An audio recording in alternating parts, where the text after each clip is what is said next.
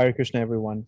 Welcome back to our virtual Sunday program. On behalf of ISKCON of Atlanta, I'd like to welcome each and every one of you to the continuation of this wonderful program we have started almost 1 year ago. Today, we are most honored to have Her Grace Gita Mataji, a regular on our platforms. Gita Mataji is a disciple of His Holiness Gopal Krishna Maharaj and has rendered invaluable service to our community for many, many years. She is a mentor, a spiritual guide, and a motherly figure for all of us. And we're always very grateful to her for always being ready to speak so wonderfully on any topic we give her, no matter the difficulty. And we're always grateful to her for always being so gracious in her service. Today's topic is Lord Krishna blesses Sudama Brahmana. Without further ado, Mataji, if you're ready, please take it away. Hare Krishna. Thank you, Krishna. Om Jnanatimmirandasya Jnananjana Shalakaya Chakshur Unmilitam Yena Tasmai Shri Gurave Namaha. Thank you so much for the opportunity to talk about Lord Krishna and his devotees. And I felt very fortunate to get this topic about Sudama Brahmana. You know, we can learn so much from him. We have heard quite a bit about the friendship between Sudama and Krishna. And they were basically childhood friends. And they went together to Gurukul and learned from Sandipani Muni, who is also the spiritual master of Lord Krishna. So Sudama Brahmana, we can say, was a true devotee, and he worshipped Lord Vishnu. And the pastime of, you can say the friendship of Sudama Brahmana and Lord Krishna was really divine. It was full of love. They did not get to spend too much time together, you know, after they completed their studies at Gurukul. So there was a long gap when they didn't meet each other or talk to each other, but still their love and friendship continue for a very long time. And this whole pastime, especially when Sudama meets Lord Krishna again after so many years, is all about love and friendship. Everything about love and friendship. And towards the end, we will try and understand what are the qualities that Sudama Brahmana had, and what are those qualities that we can try and, you know, put it into our lives. So Sudama Brahmana was from a very poor family. From childhood, he was very poor. And Krishna, on the other hand, as we know, he was Dwarkadhish. He was, you know, from the royal background.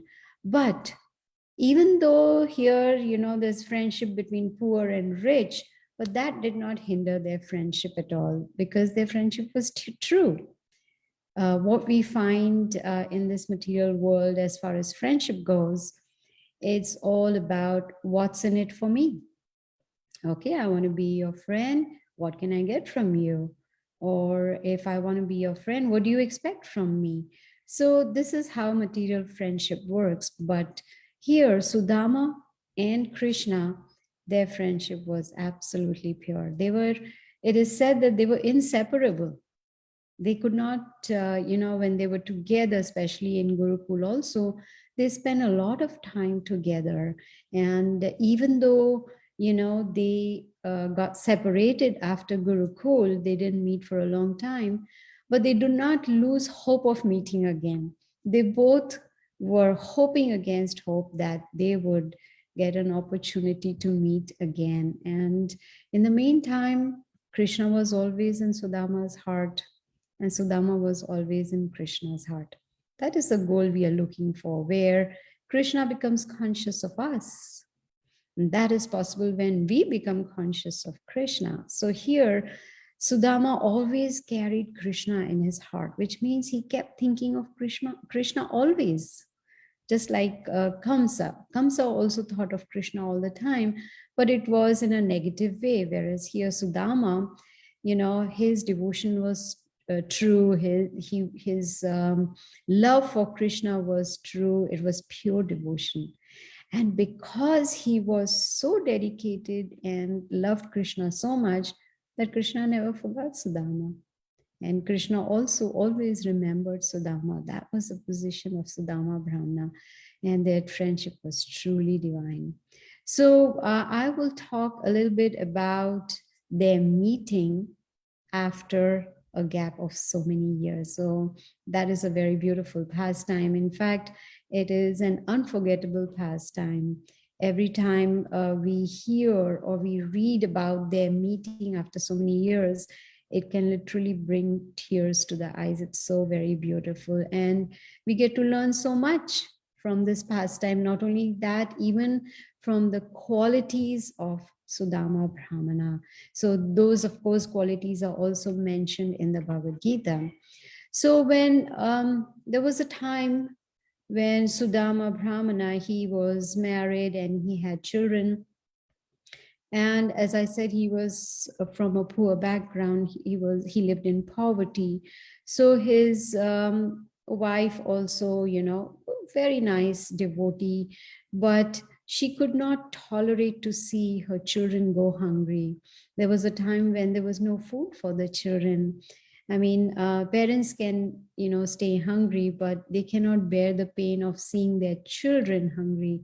So when his wife, whose name was Vasundhara, she noticed that, you know, now the going is getting really tough. It's, you know, there is no income, there's no Lakshmi coming home, so they are unable to even feed the children. So she was really desperate. She wanted, you know, some help, and she remembered Krishna.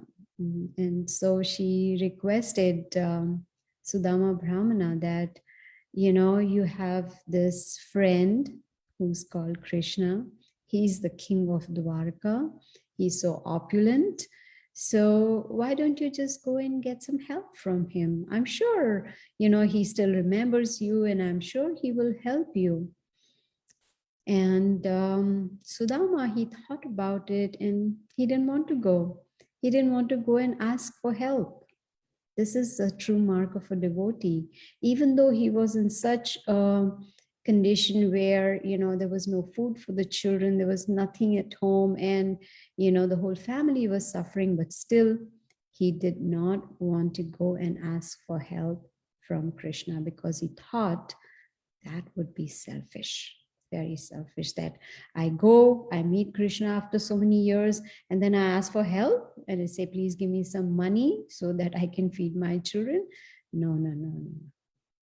So this is the sign of a true Brahmana who is ready to tolerate any situation, but not consider Krishna to be the order supplier. Most people in this world, they have what you call a shopping list. You know, I want this from God, I want that from God, and, you know, there's a whole long list. But Srila Prabhupada says that Krishna is not our order supplier. So it's so here Sudama Brahmana, he knew very well, because he was well versed in scriptures also, and plus he was really a pure devotee. He did not think it necessary to ask Krishna for some help. In the Bhagavad Gita, Krishna says, Chaturvidha bhajante mam, jana sukritino arjuna. You know, sukritino, those pious people, there are 4 kinds of pious people who come to Krishna: those who are in distress, those who want money, those who want knowledge, and those who are inquisitive. So as far as Bhagavad Gita goes, it was okay for Sudama Brahmana to go and ask for help because he was in distress, he wanted money. But he knew well that devotional service is way above that, way above asking Krishna for something. So, you know, so he thought about it, and his wife kept insisting, why don't you just go? Look at your children, they are so hungry. You know, we are in such a pathetic condition, we need some help, and there is no source of income. So if we don't feed our children, they are going to die very soon. So because Vasundhara insisted so much, Sudama agreed to go. But what was his consciousness? His consciousness was that I'll go and see Krishna in Dwarka, but only just to please Krishna and satisfy Krishna. That should be the aim of a pure devotee. I'm just a devotee also, that we want to please Krishna. So if we want to please Krishna, then it becomes important to know how to please him. What is it that is going to please him?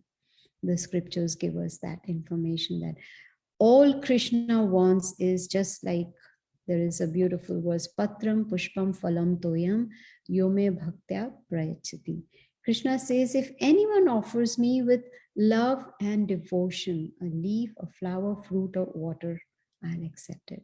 So he is not looking for the item, the only ingredient that he's looking for is love and devotion. And Sudama Brahmana had that. So his whole consciousness was, yes, my wife is, telling me, insisting so much that I must go to meet Krishna. I must go there for help. But I will just go to have his darshan, to act in such a way that he is pleased by me and he is satisfied by me. And this is pure love for Krishna. So he said, okay, to his wife, I will go. But then they realized, how can you go empty-handed? She also said, yes, it's true. You're going to see your friend after so many years. And it doesn't look nice to go empty-handed. And I'm sure Krishna will also expect you to bring something. So they started thinking, well, we have nothing at home. It's a small hut. We are in such a poor condition and we don't have anything at all. What can we give? So the wife, she realized that, okay, let me just go to my neighbor and borrow just a handful of uncooked rice. It's called beaten up rice. So she borrowed that and, took a small cloth and put that and tied it with a knot, and Sudama Brahmana left to go and see Krishna. Imagine if we got an opportunity to go and see Krishna. Whoa, what would we do? What would we take with us for him? And here, Sudama Brahmana's consciousness is full of Krishna. He's only thinking about Krishna like he always does. So he, of course, knew that Krishna likes this beaten up rice, and, he was taking something that Krishna likes. But then at the same time, he was also feeling a little hesitant, because here is Dwarkadhish, king of Dwarka, and he lives in such an opulent way, opulent kingdom, so many beautiful wives. And how can I please? How will I be able to give this small, cloth with little rice in it? How will I do that? But then he just moved his remembrance to Krishna. Started all the way on the way to Dwarka. All he was remembering was the pastimes of Krishna. He remembered their Gurukul days.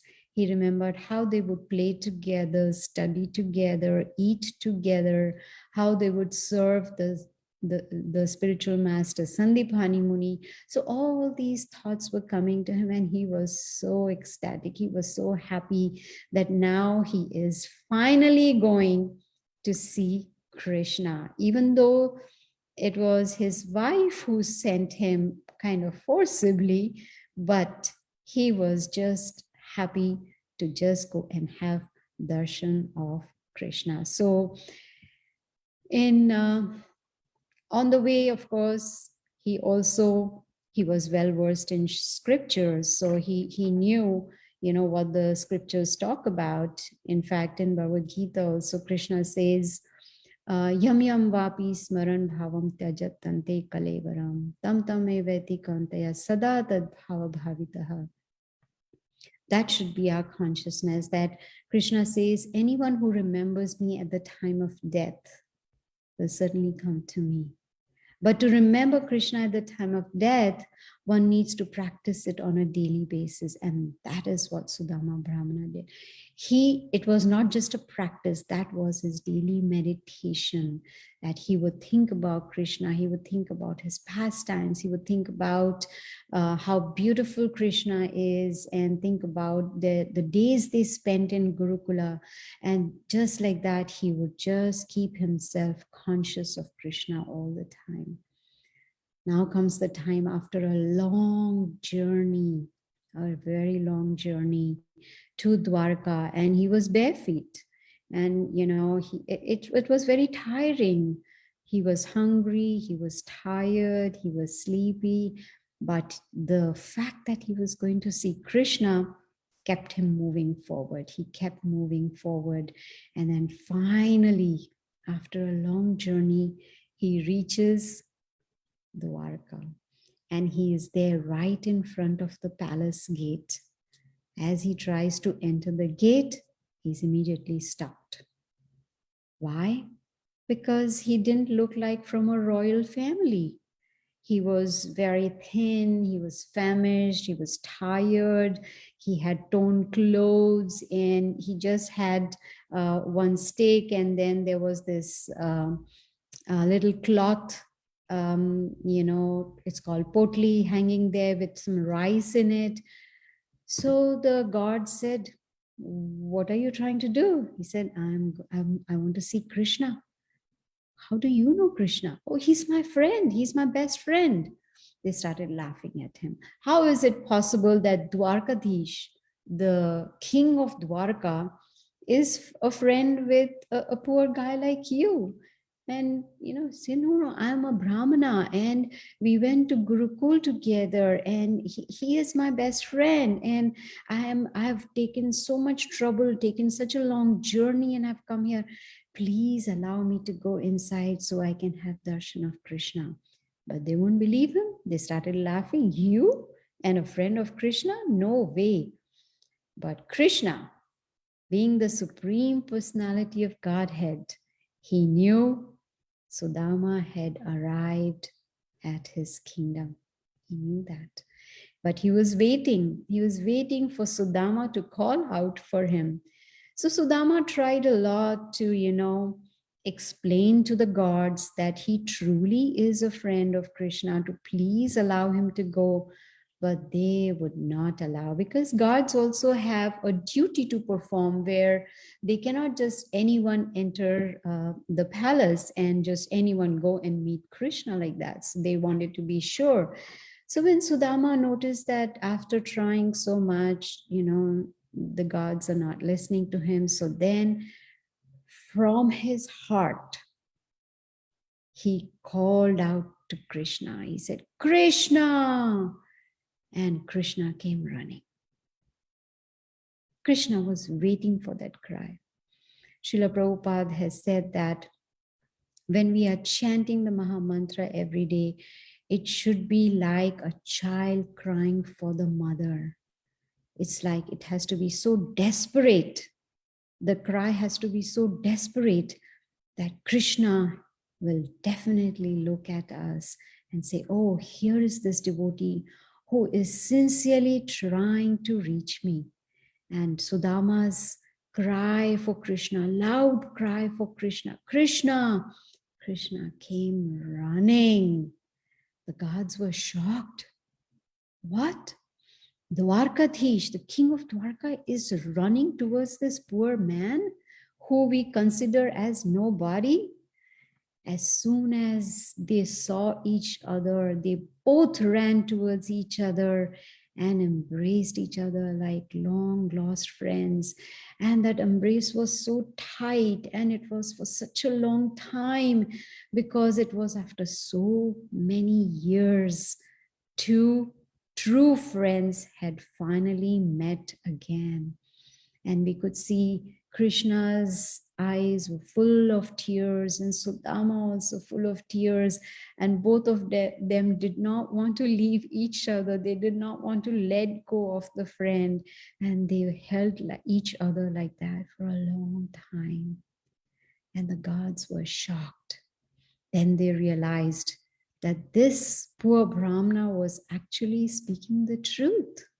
He is an honest Brahmana. He definitely is a friend of Krishna, and they felt bad, that wish they had listened to him. And then Krishna takes Sudama Brahmana inside his palace. And guess where does he take him? He takes him to his throne. Takes him to the throne and makes him sit down on his own throne.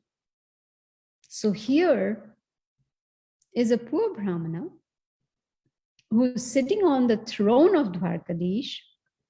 And here is Dwarkadish, the Supreme Lord, sitting at the feet of Sudama Brahmana.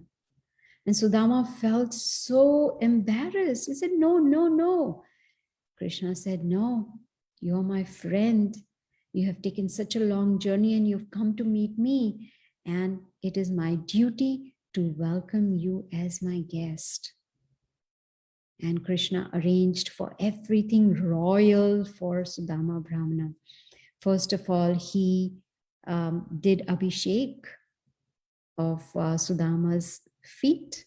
He washed the feet of Sudama Brahmana, not with just water, not with just Panchamrit, but with his own tears. Krishna was so happy to see Sudama Brahmana. Just imagine how dear pure devotees are to Krishna. Srila Prabhupada has given us a simple process by which we can come to that stage of pure devotion like Sudama Brahmana, where Krishna is so much attached to his pure devotees. He is ready to give himself. He gave his throne to Sudama Brahmana, and then he washed his feet. This is what Krishna is teaching us by his own example. How should we give respect to the Brahmanas? How we should worship them? Just like he has mentioned, we should take care of cows, Brahmanas, right? So here he is showing by example. So when Krishna was washing the feet of Sudama Brahmana with his tears, there was Rukmini, his wife, standing there, and she was surprised.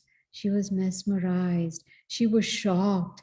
What is this going on? The king of Dwarka is worshipping a poor Brahmana? At that time, she did not know who Sudama Brahmana was, but she also helped Lord Krishna in worshipping Sudama.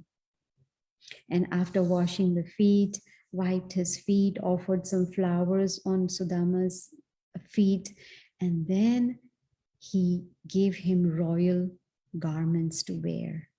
Total royal treatment.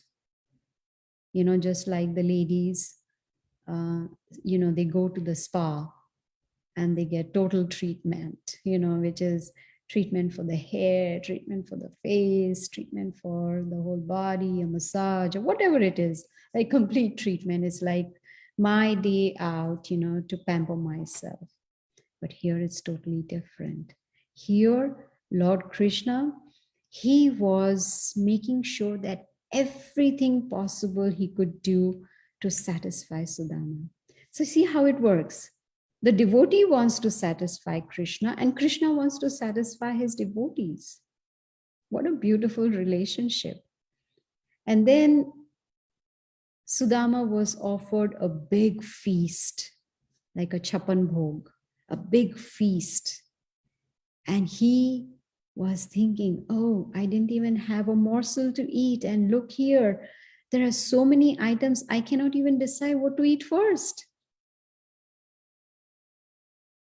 But Krishna, he made sure that Sudama Brahmana ate well, gave him all the facilities. And not just that, after he finished prasadam, Krishna took Sudama to his own room and let him rest on his own bed.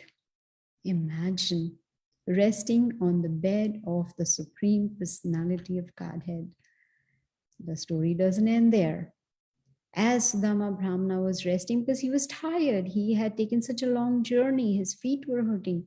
So Krishna started massaging the feet of Sudama Brahmana. Wow.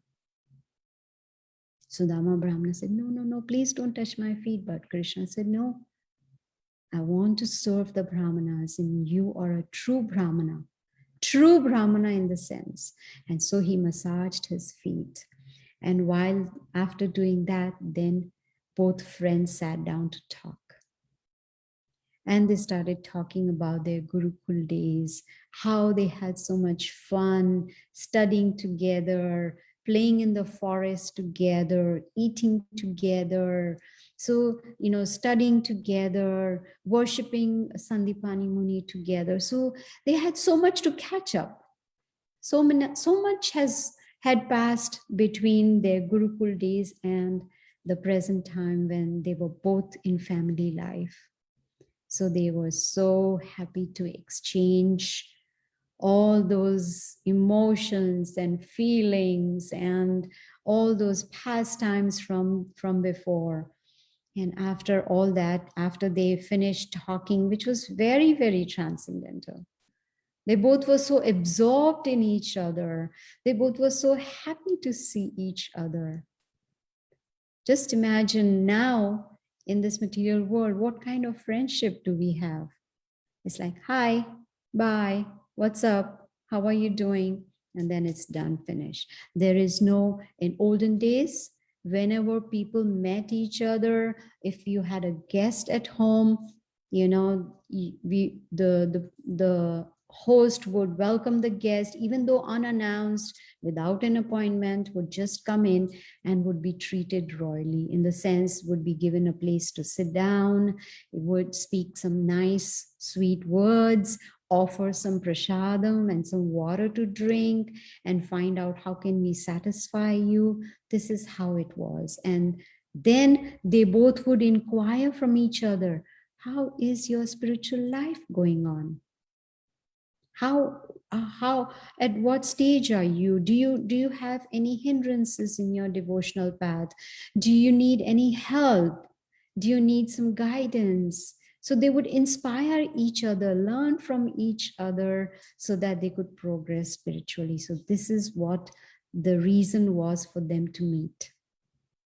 And nowadays, when somebody comes to our house, they say, hi, what's Wi-Fi? They want to know the Wi-Fi password, because they want to be making sure that, whatever, they need to do on the screens, whether it is a phone, iPad, whatever it may be, they want to be connected. Connected to what? Everything material. How about trying to connect with the Supreme Personality of Godhead? So whenever we meet others, of course, we can do that with strangers. We meet somebody at the grocery store and say, hi, what's up? How's your spiritual life? And they'll be like, what's wrong with you? But at least amongst devotees, we can do that. When we meet devotees, the first inquiry should be, how is your spiritual life going on? This will be a reminder that, oh yes, I need to become more serious on my spiritual path.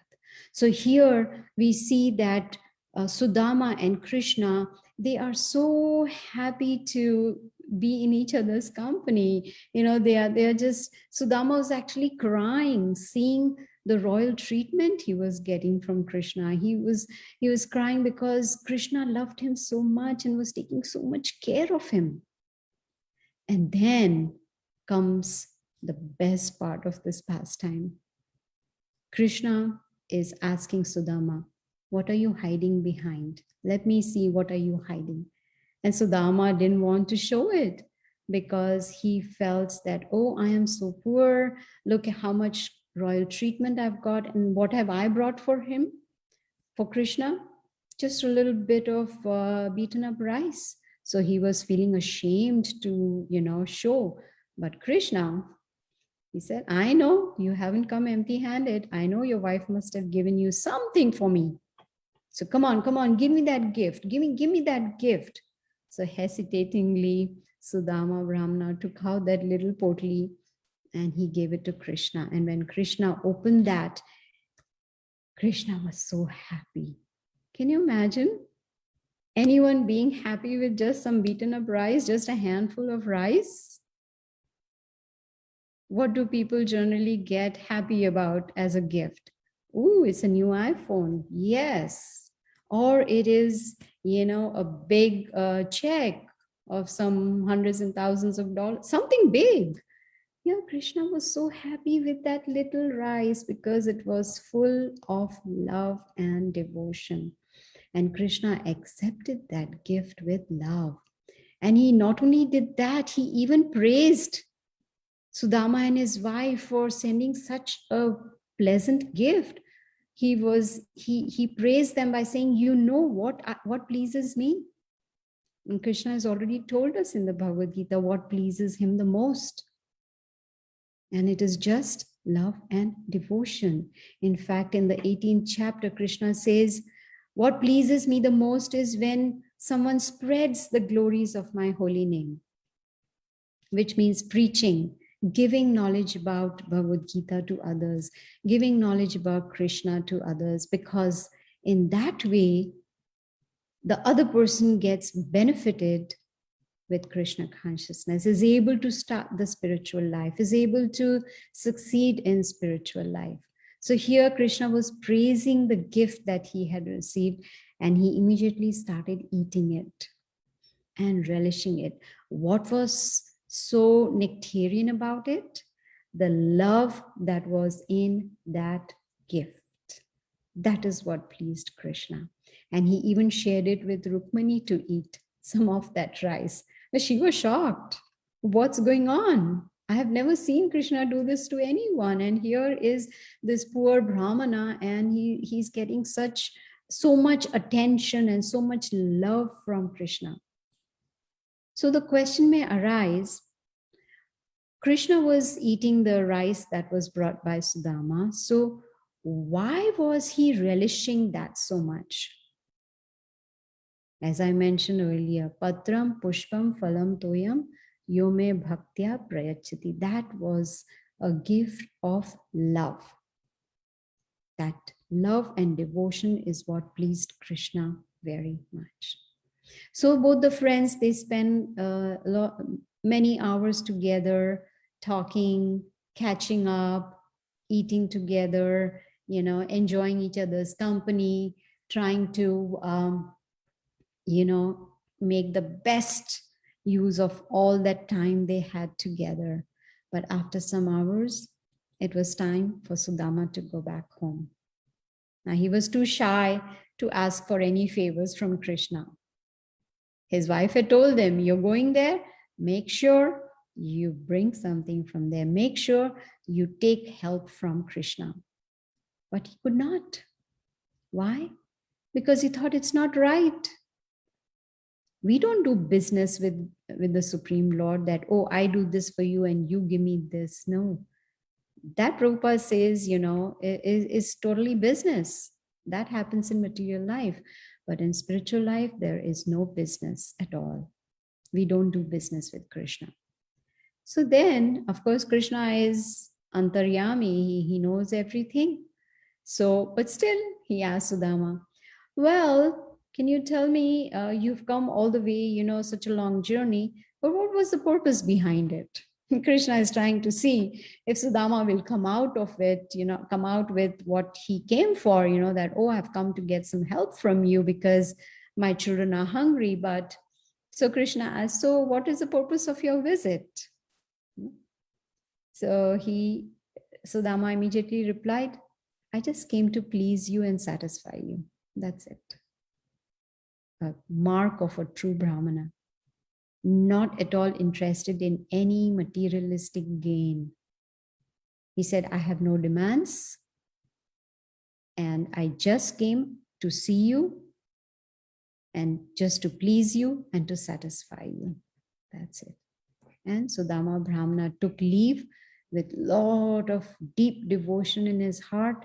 He said goodbye to Krishna and he started going back home. Now Krishna knows why Sudama came. He's the Supreme Lord. He knows he's situated in everyone's heart.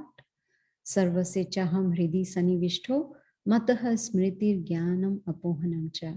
Krishna says, I'm situated in everyone's heart. And from me comes remembrance, knowledge, and forgetfulness. So here, situated in Sudama's heart, Krishna knew why Sudama had come. He knew Vasundhara had sent him. He knew children are, hungry. There's no need to ask Krishna for anything. He knows it all. And Srila Prabhupada says that Krishna gives whatever is essential for our devotional life. And he takes away whatever is causing a hindrance on our devotional path. He takes it away. He gives us what he thinks is going to help us in our devotional life. No need to ask. So we all have heard that how Sudama, on his way back home, he was totally soaked in Krishna consciousness. He was remembering the beautiful time he had with Krishna. He remembered all the things they talked about. So basically, he was Krishna conscious all the time, and he was relishing the love he received from Krishna, from his dear friend, from Gurukul days. So as soon as he reached back home, he got lost. He couldn't find his hut. They used to live in a hut. He couldn't find his hut. And then he thought, maybe I have, chosen the wrong road. Maybe I have lost my way. But then he figured out, yes, this is the place where my hut was. But now, because of Krishna's mercy and compassion, that hut was now a beautiful palace. It was a huge, beautiful palace. And he was still in doubt, oh, I don't know, maybe they, destroyed my hut, or someone else has built a palace here. As he was about to turn around and go away, his wife called him, Vasundhara called him, Swami. And he turned around and he saw, what? From this palace is coming out my wife. And she is looking so beautiful. She has beautiful sari and ornaments. And she's just looking gorgeous. And, and here his children also are so happy and playing, well-dressed. So what does that mean? It means Krishna fulfilled his wife's desire of asking for help. But he did it in such a big way. He gave them everything that was needed. There were many servants in the palace. They were there to help. And all that Sudama could think was deep gratitude for Krishna. Without asking, he got what his wife wanted. Of course, she got a lot more than what she had expected. She just expected, a little bit of Lakshmi so that, she could feed her children. But here, her life was full of joy now. He did not want anything, but still Krishna gave him everything. Now a question may arise. Why did Krishna do that? Sudama was not on that level of consciousness where, he was a materialistic person, or no, he was self-satisfied. He was happy with his life. He didn't mind being poor, and he was, okay. Krishna gave him all that because Krishna knew that Sudama Brahmana will not misuse all the opulences that he has got. Sudama will continue on his spiritual path. He will continue to, remain a pure devotee of Lord Krishna. And that is why Krishna gave him everything. What do we learn from this pastime of Sudama Brahmana and Krishna? We see how Krishna blessed Sudama. We learn true meaning of friendship. Not that I exploit you, you exploit me, or I exploit you, but you don't exploit me. This is how it works in Kali Yuga. Or you scratch my back and I scratch your back. That's not friendship. That may be a material friendship. But as far as spirituality is concerned, friends are always there to help each other, to learn from each other, irrespective of financial status. It doesn't matter whether a devotee is poor or rich. It doesn't matter at all. Friends do not demand anything from each other, but they still reciprocate with love and devotion. We do come across, even in our spiritual life, sometimes we come across devotees who are not so nice with us, who find faults with us, or who, sometimes are rude with us. That's okay. What do we learn from Sudama Brahmana? We need to be tolerant, need to be patient, and continue on the spiritual path.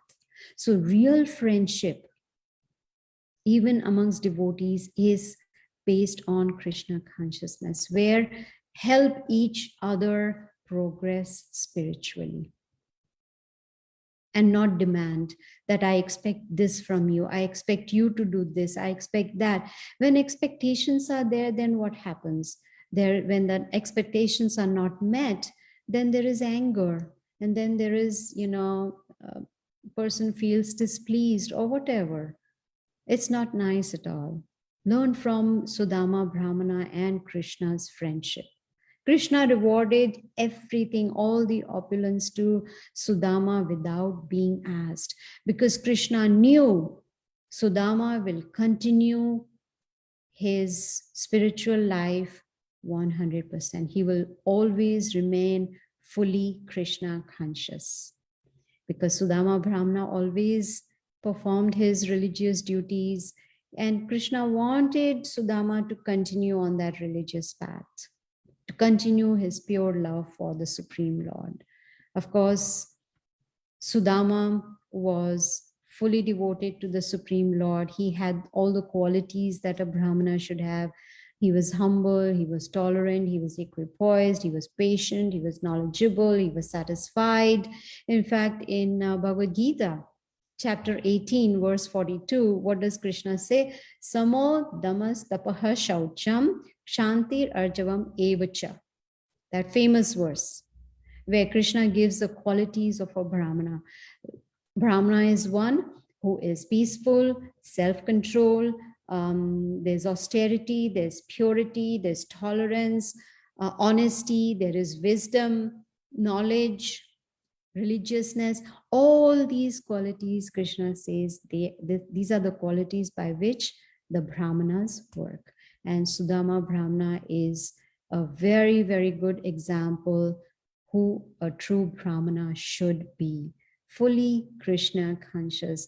So we learn from Sudama Brahmana that it doesn't matter what our status is in life, whether we are working at a high post, or we have an ordinary job, whether we have money or not, whether we are rich or poor or famous, it doesn't matter at all. All Krishna is looking for is love and devotion. All he's looking for is for us to remember Krishna all the time, because at the end, when the final test is going to come, which is the time of death, are we able to remember Krishna at that time? And that would depend on what we have practiced throughout our life. This is how we can understand from the life of this wonderful Brahmana, which is Sudama, a true friend. Their bond, the bond of Sudama and Krishna was so strong, very, very strong. And they both wanted to please each other, satisfy each other. And that should be our goal. How can we please and satisfy our spiritual master and the Supreme Lord, Sri Krishna? So these are some of the qualities of Sudama Brahmana. So Krishna Sudama ki jai. I will end here if anyone has any questions.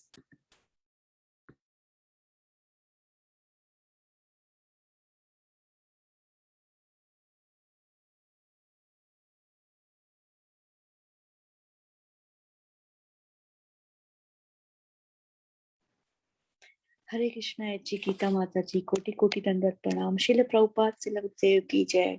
जय जय नित्यानंदा, जय जय गौरांगा। माता जी, today you teach us so many realization that what should our mood to serve Srila Prabhupada, Srila Gurudev, Shri Radha Madan Mohan, and when some Vaishnava are not behaving good with us or whatever it is, but we should be very patient and tolerate that. And our goal is to serve Lord Krishna and Srimati Shri Radharani as Das Dasaro, Das Pav. Ananta Koti Dandavat Pranam Mataji. Every time you are given us such a strong association, Mataji. No words to your sincere seva. Ananta Thank you. Koti Pranam Thank you, Mataji. Mataji. Thank you. Thank you.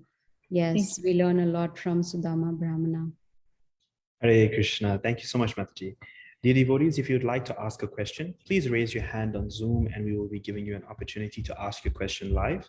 While we wait for some devotees to ask that, Mataji, I have a question for you.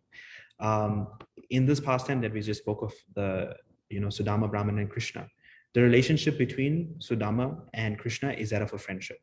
And in our scriptures, we learn that there are different types of relationships that we should have with Krishna, or that we should aim to have, that of a mother, a friend, a sibling, whatever. In this material world, in our lives, sometimes it's difficult for us to differentiate, to truly figure out which relationship we should have with the Lord. It's very easy. It's always heard that the friendship is the one to go for. But may you speak on this and maybe enlighten us a little bit about how we can develop certain relationships with the Lord and which one is the correct way to go. Yes, this was my question when I started in Krishna consciousness, because someone asked me a question. So there are 5 rasas, Shanta, Dasya, Sakhya, Vatsalya, and Madhurya. So which rasa, are you aiming for? And so this was a very valid question, and I tried to find out the answer. And the answer I got was that this relationship is not something we can enforce on ourselves, that no, you know what, I want Krishna as my son, so I'm going to force myself to be like a mother to Krishna. No, this is something you can't enforce. It is something that will come naturally. So as we progress spiritually, we will have that natural inclination where we would want to see Krishna as a friend, or as a lover, or as a child, or what. So that is a natural thing. That's something cannot be forced. So I cannot tell you personally, that what is the rasa in which you should be acting upon. No, that's not enforced. Thank you so much, Mataji. Hare Krishna. Dear devotees, is there anyone else who would like to ask a question? If there is, please raise your hand and we can give you an opportunity to ask. Okay, I think we don't have any more questions, Mataji. So we'll end here. Thank you so much once again for such an amazing class. It's always so wonderful to have you and to hear such wonderful topics from you as well. You so expertly summarize it and make it so easy for us to understand. There's a famous saying, you mash it down like baby food. So we're very grateful to you for always making it so easy. And Srila Prabhupada used to say that the lecture should be somewhere between 30 to 40 minutes, because after that the attention span is gone. So even though people may be in the room, but they are not in the room, because the attention span is over. So that's why I keep my lectures very short, so that no one really spaces out. Actually, Mataji, we have one question that was sent in anonymously. Mm-hmm. So I'm just going to ask it. The question is, that's Sudama's attitude of not asking, even though the family is in so much trouble and poverty. But we sometimes see certain devotees or people in general in some similar situation. How do we practically learn how to deal with these difficult situations? Do you mind reading it again, please? Mataji. We see that Sudama's attitude of not asking, even though his family, is in so much of trouble and poverty. But we sometimes see that certain devotees or people in general who are in similar situations probably deal with it differently. How do we practically learn about how to deal with these situations in a Krishna conscious way? Yes, this is very important. It's very practical question also. So first thing to remember is that in whatever situation we are right now, whether, in a healthy condition or in, dealing with some medical issues, whether we are rich or poor or in which family we are, whatever situations we are in, they are all based on our past karma. That is why we are in a particular situation now. But Srila Prabhupada also says that when someone comes to Krishna, Krishna doesn't let them go. He holds on to them. And as we surrender, ye yathama prabadyante tam sthateva bhajamiham. As one surrenders unto me, I reward them accordingly, Krishna says. So one may think that, oh, I am surrendering to Krishna. Now he should give me probably $1 million or make my situation better or get me a better job. No, what he means is Krishna will give us what is good for our spiritual life, which will help us progress spiritually and not give us something that is going to take us, back into material life. So the best way to deal is that be very grateful for whatever we have. You must have heard that saying where, I don't know if it's a saying, but I complained about having no shoes till I saw someone who had no feet. So see the difference. Here I'm crying, I don't have shoes, but I have feet. So be grateful about whatever we have in our lives and be grateful that we at least have Krishna consciousness. So we just leave it to Krishna because he knows. We make plans, but he knows which plan is the best plan for us as far as spirituality is concerned. So we just continue, sincerely and seriously on this path, on this process given to us by Srila Prabhupada, and everything else will fall in place. Okay, I hope that answered the question. Hare Krishna. Thank you so much, Mataji. And actually, I have one more anonymous question to ask. Sometimes this source does not come from devotees, just an FYI before the question is asked. Sometimes it is said amongst the general public that when you pray to Lord Krishna, he takes things away so you can easily surrender to him. But if you pray to others, such as Lord Shiva, Ganesha, when you pray to them, they are willingly able to give you what you desire. Is this true? And yes, within the process of bhakti, we are taught not to desire, but it is difficult in material life. Please, can you enlighten us on this? Yes, this is true. Krishna mentions in the Bhagavad Gita also that demigods are easily pleased, and if we worship them, we get what we want.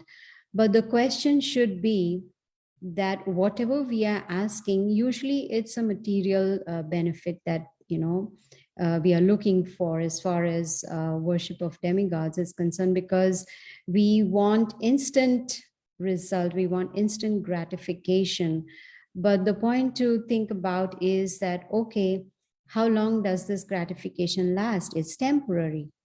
We have, like, for instance, we get what we want, but how long does it last? It's temporary. So here Krishna is, in fact, tells us in the 7th chapter, Chaturvidha bhajante mam jana sukritino Arjuna. There are 4 kinds of pious people who surrender unto me.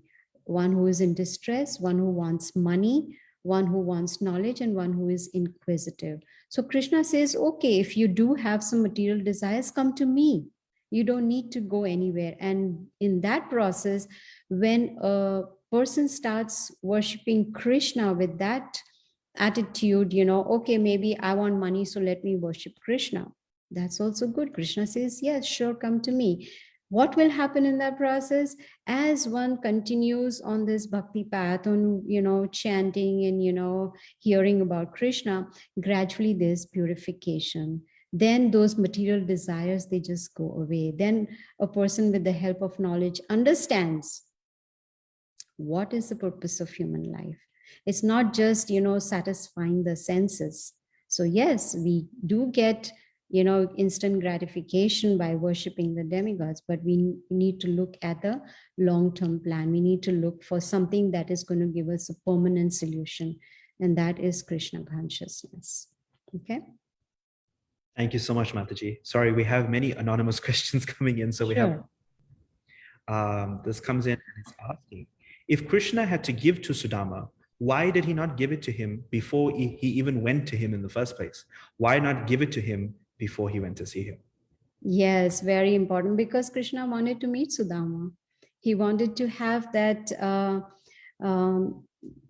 what do you call that? That he wanted to have that personal interaction with Sudama. And he knew that for Sudama, it didn't matter whether he got material benefits or not, because he was a pure devotee. He was totally surrendered to Krishna.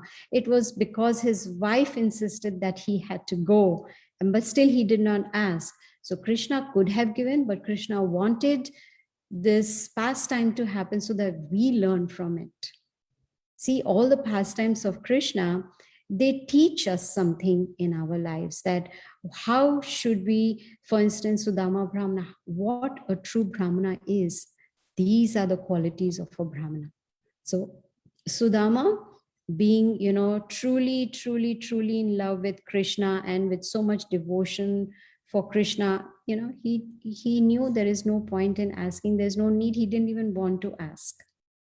So these pastimes are there. Many of the pastimes which we hear about in Srimad Bhagavatam, they are all there for us to learn from them, the moral of that pastime, so that we can put that into practice in our own lives. Okay. Hare Krishna. Thank you so much, Mataji. I think that is the last of our questions, so we shall end here. Thank you once again. A wonderful class, and we look forward to having you back again, either on the Sunday program or the midweek program. Hare Krishna. Sure. Thank you. Hare Krishna. Hare Krishna. All right, dear devotees, we're going to be moving on to the next part of our program. We have a few important announcements to make. As we move on with our weekly schedule of both midweek program and Sunday program, the next program coming up will be our midweek program, where we have the next part of our series on the 12 Mahajans, which is part 7, where we'll be hearing about Prahlad Maharaj. We'd like to warmly welcome for this program a new speaker on this platform, His Grace Jayakumar Prabhu, who we'll be eager to hear from as well. And that will be on September 29th at 7 p.m. Also, join us later today for our weekly kirtans. You can either join us in person here at our temple, the address is listed right here, or you can catch us live on both of our Facebook pages, ISKCON Atlanta or Kirtan Atlanta. And that will be beginning at 6 p.m. today. Also, we have a few important upcoming events and festivals.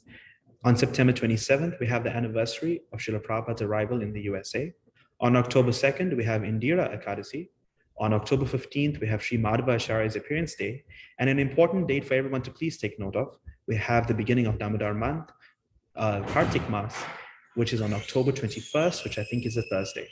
So please take note of that. We'll be definitely having a program on that day. So you can also stay tuned to our social media platforms for more information as the days draw closer. We have a vast social media presence these days with lots of programs happening on both Zoom and Facebook Live. We have an Instagram page, as a website, and a YouTube page where we have all of our classes reposted for your ease of viewing.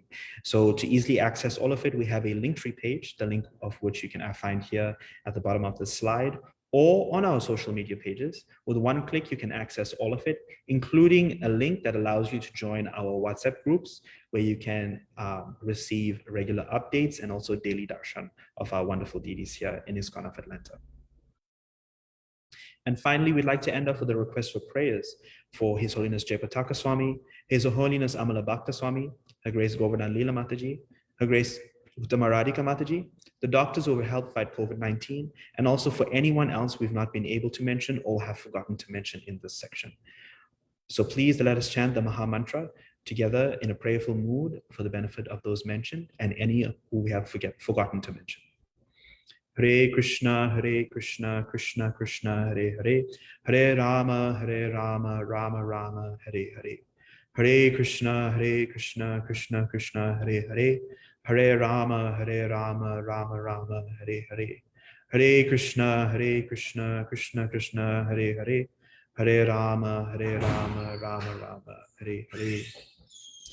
Thank you, dear devotees, for joining us once again on our virtual Sunday program. Please join us next week on our virtual Sunday program around the same time. You can also stay tuned to our social media platforms for more information on that. And coming up during the week, we have our midweek program, as we mentioned. Thank you once again for joining us. Hare Krishna.